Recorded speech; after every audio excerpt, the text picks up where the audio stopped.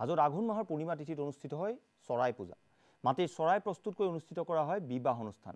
এটা দিন উপবাসে থাকি নিশাৰ ভাগত পূজা অৰ্চনা কৰে যুৱতীসকলে। কিন্তু এই বিশেষ পূজাৰ উদ্দেশ্য কি? চাওক এই বিশেষ প্ৰতিবেদন। এখন বিশেষ পূজা যুৱতীসকল উপবাসে থাকি বহিছে পূজাত। নিজ হাতে সাজিছে অসংখ্য চৰাই। উপযুক্ত দৰা পাবলৈ যুৱতীসকলৰ পূজা। নিজৰ মনৰ পছন্দ এজন যাতে স্বামী পায় সেই হিচাপে আমি পালন কৰি আহিছোঁ। আমি গোটেই দিনটো উপবাসে থাকোঁ। ইয়াৰ মেইন উদ্দেশ্য মাই কাত্যায়নীক আৰাধনা কৰি কোনোবাই পাত্ৰক পাবৰ কাৰণেও এই পূজা ভাগ কৰে। এই বিশেষ পূজাখন হৈছে তীৰ্থনগৰী হাজোত। যুগ যুগ ধৰি অনুষ্ঠিত হৈ আহিছে এই বিশেষ পূজা।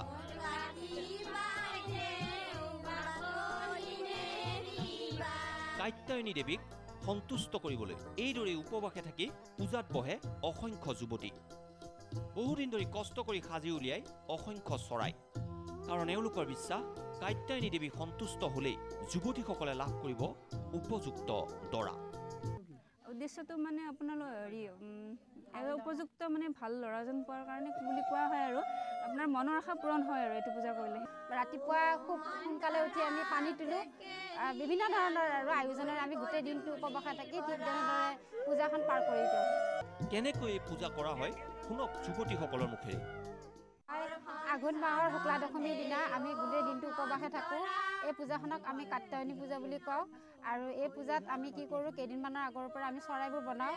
আৰু শিৱই পাৰ্বতীয়ে পাবৰ কাৰণে চৰাইবোৰ উৰুৱাই দিছিল শান্তিৰ প্ৰতীক হিচাপে।